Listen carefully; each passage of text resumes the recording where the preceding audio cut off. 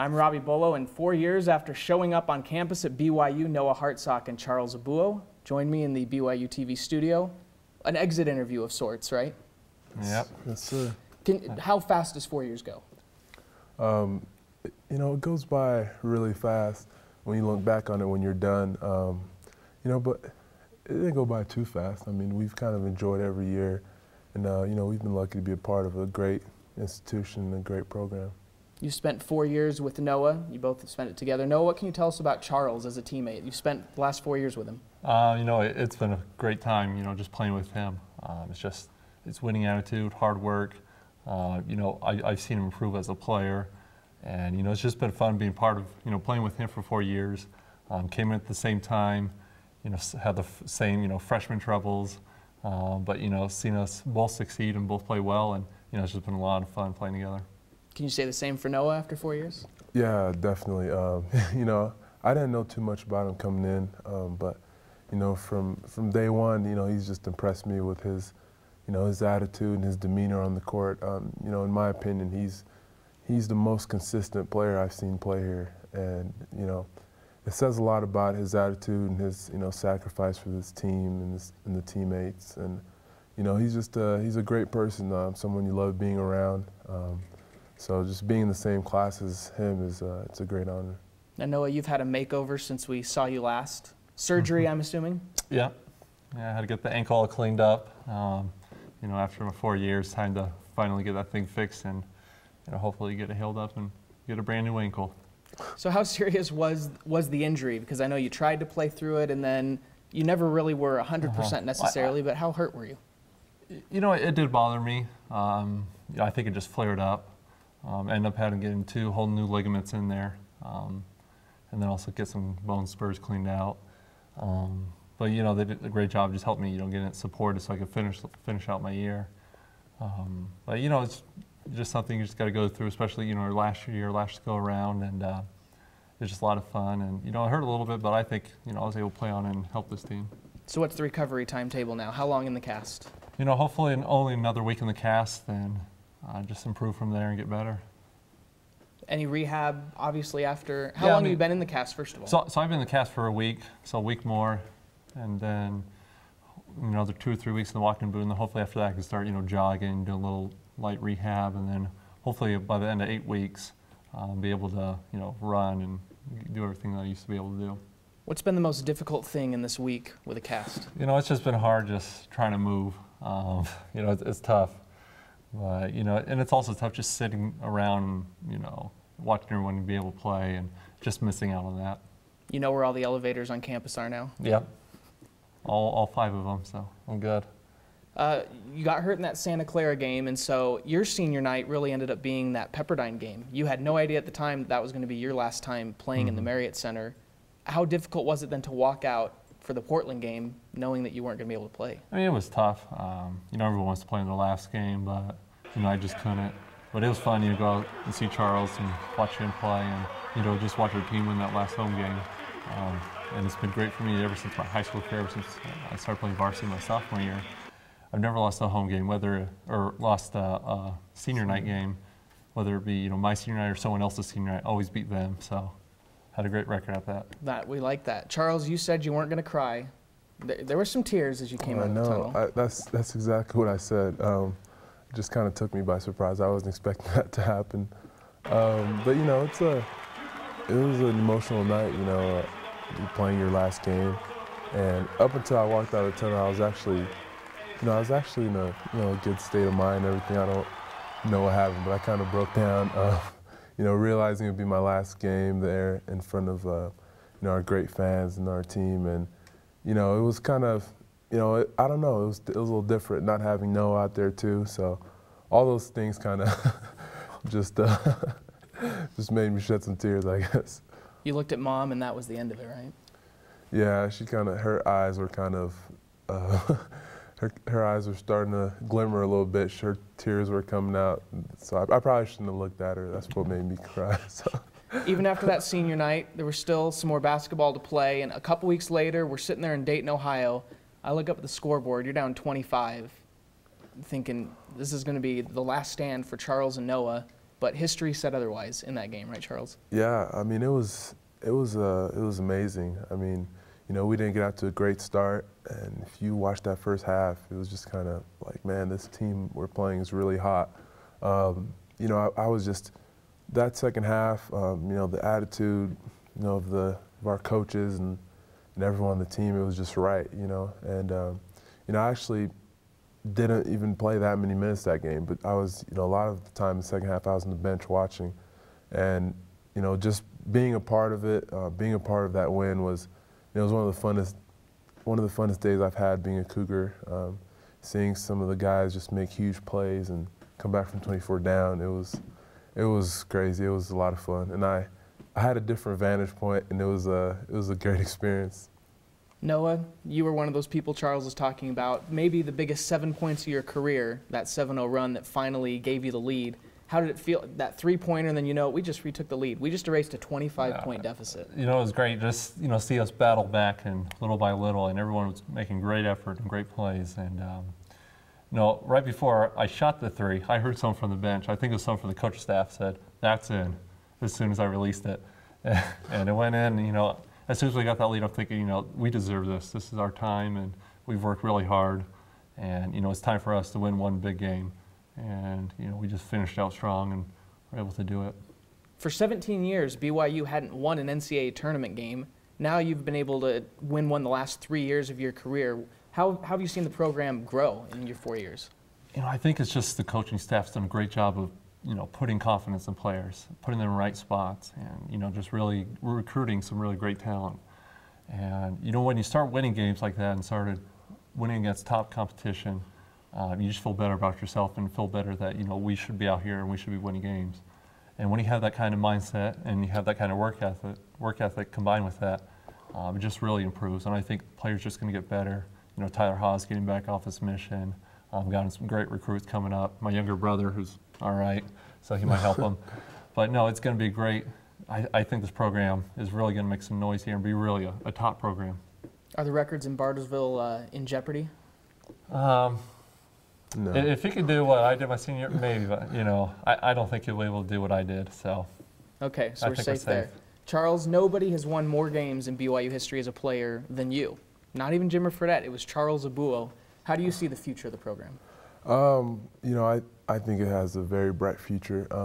You know, I think one of the reasons why I came here was just, you know, because of the, you know, camaraderie I had with the guys and the coaches, and just kind of the feeling the team had. I mean, it's like a family here, and everyone, you know, everyone has their goals and things they're trying to achieve, but everyone makes those sacrifices for the, you know, the common goal of the team to be successful. And, you know, as a recruit, I saw that, and I wanted to be a part of it. And, you know, just being a part of those great teams the last 4 years, you know, just it's reassuring to know that you made the right decision, you know. And I personally, I don't like that record. I think I was part of the winningest 4 years of BYU basketball, and that's all I can say. But it's been great to have that level of success, and, you know, with the guys in the program right now, and the great coaches we have leading them, you know, I think the sky's the limit. These guys have the opportunity to put out a team, you know, every year that can contend for, you know, for a lot of things and go really far. Noah, the best part of your overall BYU experience? You know, what I'm going to take back from this is just, you know, my teammates, the people I got to play with, the coaches got to be with, and, you know, just looking at how much this program has improved, because I signed on here when they were 9-21, and to come in here and win at least 25 games for 4 straight years, be part of 2 conference championships, you know, be with some of the greatest players BYU has ever produced. And, you know, it's just kind of, I think we're just in the beginning block of, you know, just where this program's going to blossom, take over, and, you know, just be part of that, you know, fundamental group. I'm just going to take that, you know, all this experience, all the highs, all the lows, and just really just cherish these moments. I thought you were going to refer to meeting a certain volleyball player on the volleyball team, but, you know. Oh, I thought you were talking about basketball. Of course. Me and my wife, yeah. That's pretty nice, too. Of course. We've had fun covering Kendall as well. Charles, what do you take from your BYU experience?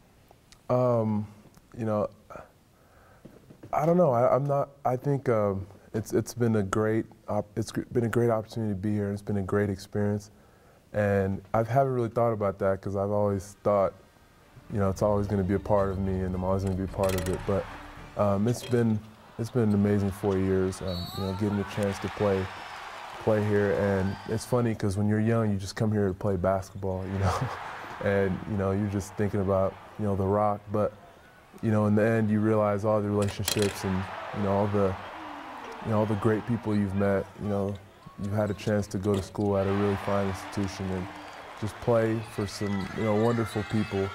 And, I've made some friends that I'll have for the rest of my life. And just like Noah said, just, being with each other, during the highs and the lows, during the moments where everyone had their eye on you and the other moments where you're overlooked by everyone, and the team just working together, just trying to get better and better and achieve our goals. It's been a wonderful experience, and I've learned a lot of lessons and things that I can take away from it. Even the greatest players sometimes have their moments, so I pulled a moment for each of you that I'm going to show you, and then we're going to talk about that a second. Okay. Oh, boy. Okay, now remember this game, BYU Hawaii last year? Missing the dunk. Oh. One of your greater moments. Did you see my face after you missed that? No, what was your face after you missed that? I just rolled my eyes. Because you wouldn't have missed that dunk. I've missed some in my career. It was that sixth man on the court. The thing I have to admit is I actually tried to go dunk it, so it's one of my few attempts in my career, so you got to give me some credit for that. But yeah, sometimes the ball just slips out and things like that happen. What people don't know is that Noah's probably one of the best dunkers on the team. And we always laugh because people don't think he's athletic and can jump, but he can actually jump. But I don't know where that came from. But he can make dunks. I made a few. But he can miss them too. We're just right. Pointing that out, even in his great moments. Charles, you are not exempt from this. Oh no, I have a lot of bloopers. Yeah, we're going to pull this one from this year.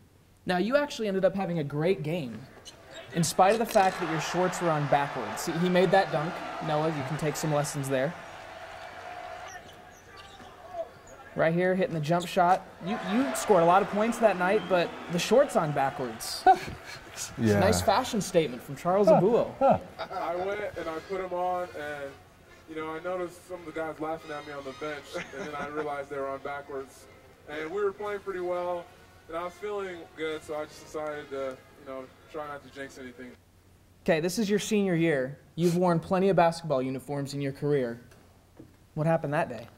I was, there's a lot of pregame things you do, like getting taped and, making sure you have all your drinks set up and everything like that, your uniform. And I think I was running a little late, and I ran and got taped, and I think I had 30 seconds to get my stuff so we could start warming up, and I just threw everything on. Didn't get to look in the mirror like with all the other games and everything, but I just went out there and my shorts were on backwards. When did you notice? Yeah, I just noticed people in the first row and on the bench, everyone was just looking at me and kind of whispering, I didn't know if I spilled something on myself or, some Gatorade or something, but, they obviously weren't trying to get my attention. It seemed like they were making fun of me, so I just kind of looked around and I noticed the little swoosh thing was backwards, and I was like, oh, I have them on backwards, so I better play well so it doesn't come back to haunt me. You didn't even switch them at halftime? No, I didn't. I don't know why. I think I liked it. If I had good, no one's going to say anything.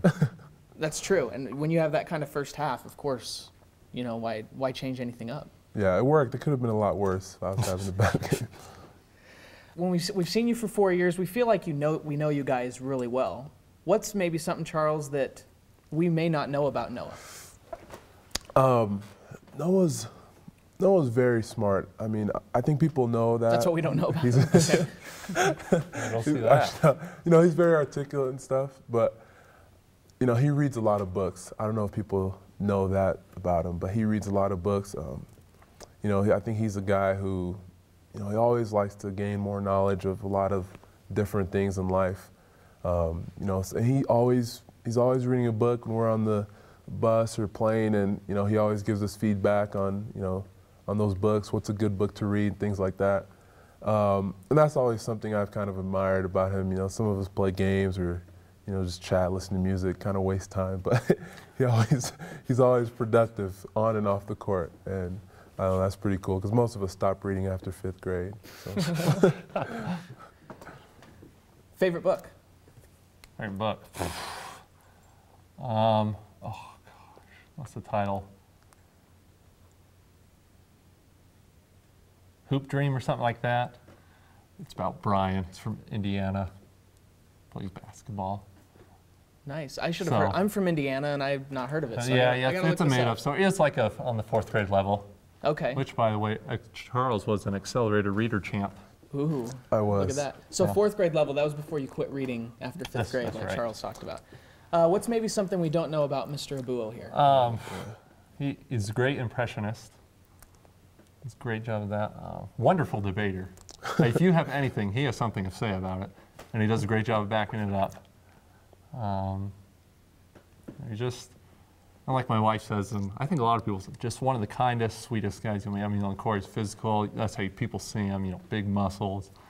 But you know, just great man, great gentleman, just kind to everyone he meets. What's your best impression? President Obama's pretty good. Yeah, it was good. I've lost it a little bit. I was doing it before he got elected, but now, yeah, I don't do it as much anymore. Okay, well, I'm going to give you a chance here. Explain to us why President Obama didn't stick around to watch you beat Iona in that game. In your Obama voice here. Explain to me, President Obama, why you left and missed the greatest comeback in NCAA history. Well, Robbie, that's a good question. That's all I'll give you. But the real answer is, I don't know. I think he was bored, to be honest with you. You know, we were watching the game in the locker room before us. It was a really good comeback, but just by the facial expressions, I think he was bored. I think it was more of a, I hope he doesn't watch this. I think it was just more of a, you know, being there to support thing. I don't think he actually was there to watch the games. But so I think after one game, I think he felt like he had made his appearance and he left. But he missed probably the best game of the tournament. You know, I think it was, I mean, it was like that because there was a couple of Secret Service guys that still stuck around and they got to see 2 amazing games, 2 huge comebacks, and it was a great first-round day in Dayton. But yeah, he missed out. Okay, President Obama's a big basketball fan. Well, maybe it was the Prime Minister that was getting bored. Could be. Could be. Wasn't cricket or something. We need to talk about your own future. Where do you go from here? Because I know both of you have interest in playing basketball again, Noah. Yeah, so that's the plan. I was hire an agent, and in June, be healthy enough, hopefully go through a few workouts, and just go from there. I mean, best bet for me will be overseas and European, so I at least want to try that out for a couple of years, you know, see if I like it and just enjoy it. Because, you know, you just want to keep playing basketball until you can't. So that's the plan for me right now. And Charles, you previously played for the Ivory Coast, your home country. Any plans of doing that again, or what's your future in basketball? Yeah, I'll definitely do that again. You know, we usually play every other summer in some international competition. But, you know, just like Noah said, you know, finish up school here and, you know, just start that process of finding the right agent to represent you and, you know, looking at, you know, what opportunities you can get here in the States and then also overseas and kind of deciding from that what's the best decision you can make for yourself. You know, it's a tough process. We're both new to it, but you know, we've got you know, some great coaches who have a lot of advice, and you know, there are people we can refer to for help during that process. But just, you know, I love the game of basketball. It's allowed me to do so many things in my life. You know, it's helped us get here and, you know, receive a great education, and you know, it's helped us travel around the world. So it's a great experience, and I definitely want to keep doing it as long as I can. Okay, I'll have you look back one last time here. Your favorite moment playing basketball at BYU, Noah? Favorite moment? Probably we're in the South Padre tournament, and it's double overtime and hit the game winner from the baseline. You know, it was just a great moment, you know, personally, and just hit a shot like that, and you know, it's just when you always dream of, you know, last second, and hit it and we advance. And who'd you beat in that tournament? We beat St. Mary's. Of course. Couldn't get him this year, but Noah Hartsock got St. Mary's a year ago. That's right. Charles, your favorite moment? I think I would have to say it was my sophomore year in the NCAA tournament. We had a couple first-round exits the previous years, and it was right before we were about to play Florida, the eve of that game. You know, the captains called a team meeting, and we just all met in one room, the whole team. We talked about some of the previous exits in the tournament and what we've worked towards and what it would mean for our team to win this game. And you know, you thought it'd be kind of a serious mood in there, but everybody was just, you know, everybody was upbeat, everybody was cooperative. You know, we talked about just having one objective the next day was to win, no matter how hard the game gets. And you know, it was a good feeling. I mean, we walked out of there. Do you remember that meeting? Mm-hmm. We walked out of there really happy. Guys were hugging each other before we walked out, and everybody was just, you know, in such a great mood. And you know, that next game, the next day, we went to end of regulation, overtime, double overtime, and you know, that demeanor of the teams, you know, stuck throughout the whole game. And you know, if you even look back, you know, we never seemed rattled. Everybody had a smile on their faces. They were, you know, they're playing for each other. And I think that I've never seen the team just have, you know, that much confidence in each other as we did that game. It was pretty cool, and I think that was really a pivotal game for, you know, this program and for Coach Rose to get that win and, you know, kind of get things going. In some ways that seems so long ago, in other ways just like yesterday, that win over Florida. Well, congratulations on great careers here at BYU, and we look forward to watching you continue your basketball careers in the future. Thanks. Thank you. Appreciate it.